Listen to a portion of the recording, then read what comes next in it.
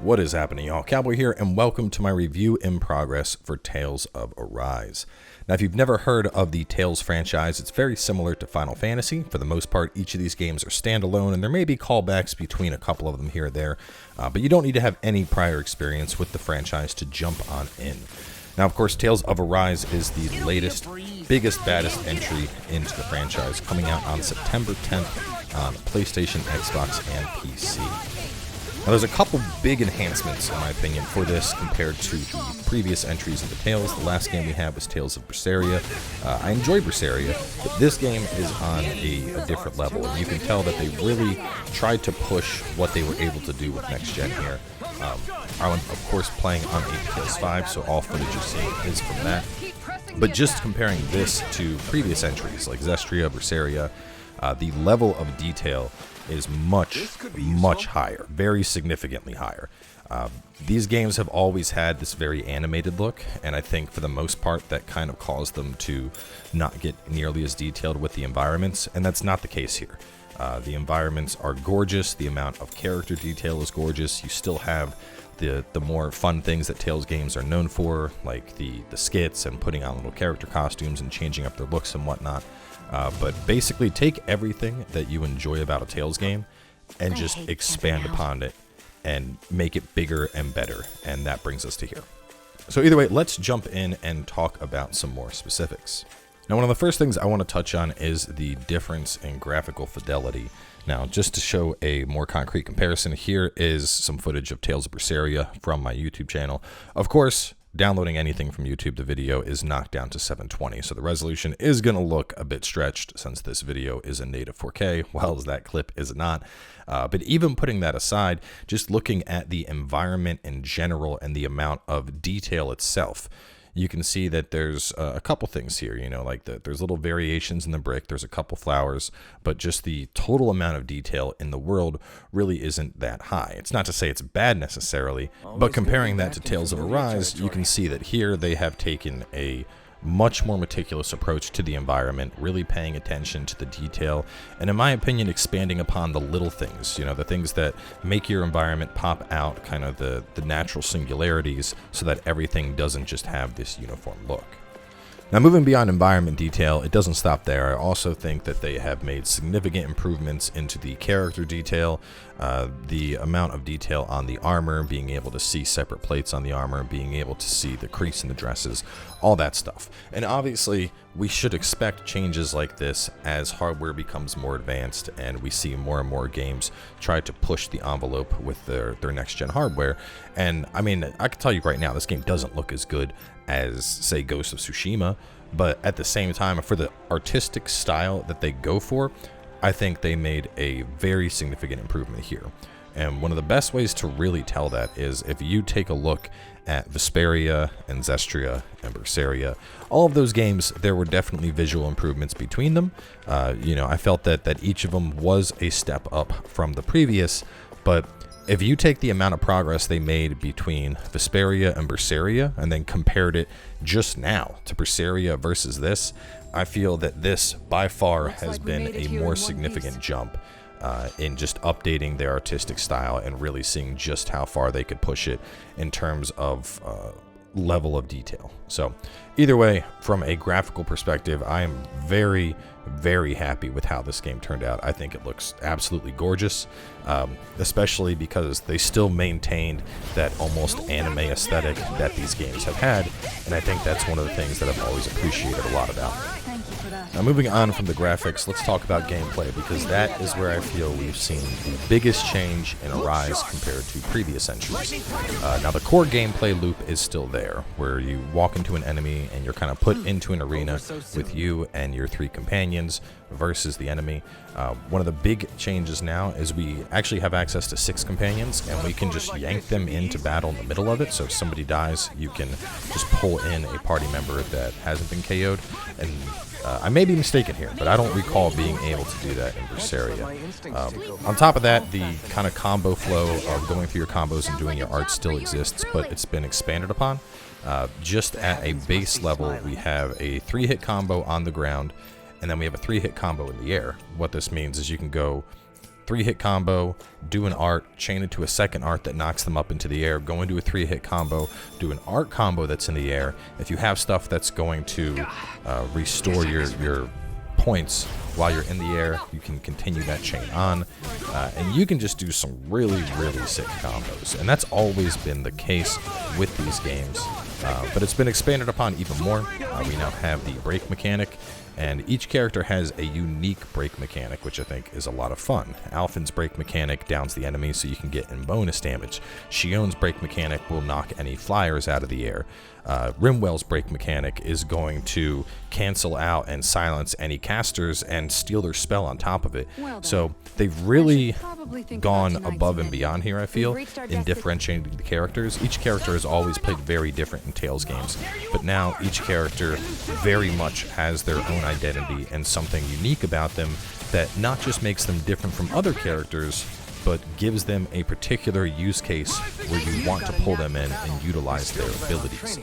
You're able to go through all of these break abilities on combat. And to take it one step further, each character also has their own unique traits. Alphen, for example, is able to get in a free counterattack anytime he does a last-minute dodge. Kisara, on the other hand, has something similar, but if she blocks at the last minute, she gets a perfect guard, can do a counterattack, and then follow up with an empowered art. Law, on the other hand, as he begins to dodge and gets perfect dodges off, he's going to be able to just progressively build up his attack and his elemental attack and get into an awakening state even faster. So each character has their own kind of unique thing that's going to differentiate their playstyle from other characters, and this even includes the casters. So I feel that from a gameplay perspective, this is far and beyond the best Tales has ever been. I have been enjoying every second of the combat. I've been going out of my way to fight all of the mini bosses. You know, we've been playing the game on moderate. The game has a easy, normal, moderate, and hard difficulty. And even with my experience in a Tales game, moderate has been a very significant challenge. There's actually been fights that I've outright lost. Boss fights I have literally been scraping by just barely, like using up almost all of my resurrection items, a ton of my consumables. So in terms of difficulty curve, I think that the game has done a really good job, and it's really kept the combat and battle incredibly engaging in my experience. Not just the battle, but there also have been changes in just kind of overworld activities, and a big part of the Tales games has always been skits between characters, and they've taken that a step further. So at any given time, you might have a R1 prompt on the bottom of the screen, and that's usually a skit that's unique to that area that has something to do with activities that you've been doing in the world at that particular time. Beyond that, you can cook, and depending on who cooks, you may get different benefits for the food, but after cooking, you can usually have a conversation between two particular characters and get an interesting little quip. You can also build the relationships of the characters like that, which then unlocks new kind of nodes within your skill tree, so you can pick up new skills. There is now a farming mechanic where you can basically pick what you want in the farm to get certain meats that you can use that meat to cook. They've added fishing into the game. They've added making your own accessories and blacksmithing. And all in all, they've just really taken like every aspect of a Tales game, and they've just expanded on it here. And frankly, I couldn't be more delighted. Moving on from there, let's take some time to talk about the story, because obviously this is an RPG. Is the story good? I think that is a very important question to get asked. And I think they've done actually a really good job here. One of the interesting things is there are 6 different characters, and you can think of them as pairs. Alphen and Shion, Rimwell and Law, and then of course Kisara and Dolahim.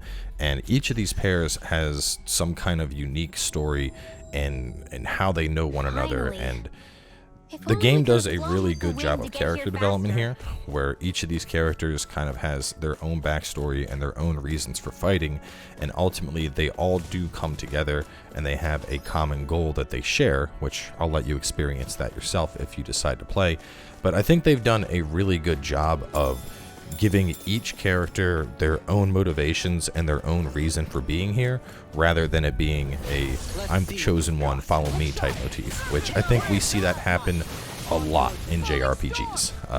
The whole Chosen One idea is, it's obviously a very common narrative in gaming, and to an extent, it is somewhat true here. The game starts off with Shion having a blazing sword inside of her that she can summon up due to a Master Core. Alphen just he can't feel pain for whatever reason, and so he is able to take the sword out of her and use it, and that is kind of what gets the ball rolling here. Even then, I wouldn't necessarily say that really makes him a Chosen One type thing, because him using the sword literally chars his hands with like third-degree burns, and he's just like, oh, I can't feel that.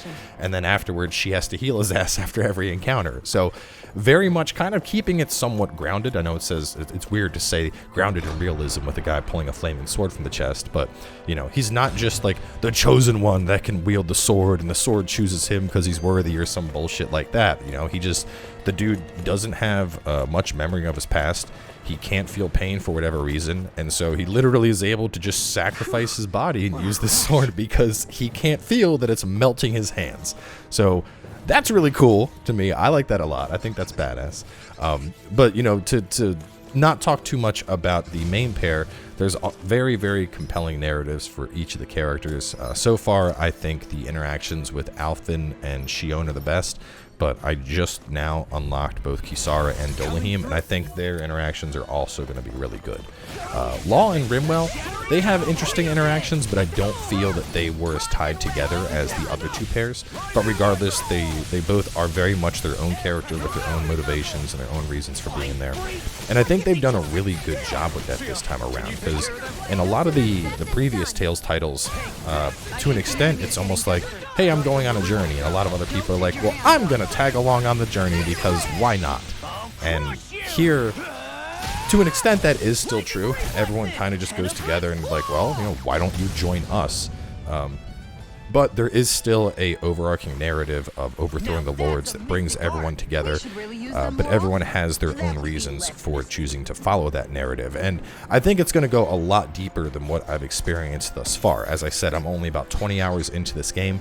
These games are generally 50-hour plus games, so in a sense, I'm just now about to get into like the thick of the story, and I think there is a lot of stuff in store. I have a couple of theories about stuff that's going to be coming up, but I don't want to spoil anything given that this is a review. So real fast, just to touch on performance, and obviously I can only speak from the perspective of the PS5, but it has been very smooth sailing for me. Y'all got a chance to see the load screens. They're very quick. I haven't had any crashes, any glitches. It's just been a good experience. So, to wrap things up, a couple people probably like, is there anything about this game you don't like? And honestly, no. To me, this is probably my game of the year for 2021. I've enjoyed every moment I've played with it. From a outside perspective, I think people new to the franchise will probably be a little bit put off by the fact that the characters shout out their moves in combat. I've already seen people kind of mention that when I had a chance to play the demo. And what's interesting is in previous Tales titles, they've actually had a battle frequency slider where you could turn down the frequency of characters shouting out their abilities. I think it would be really good for them to put that back in. I think that's one thing that newcomers to the franchise might be turned off by.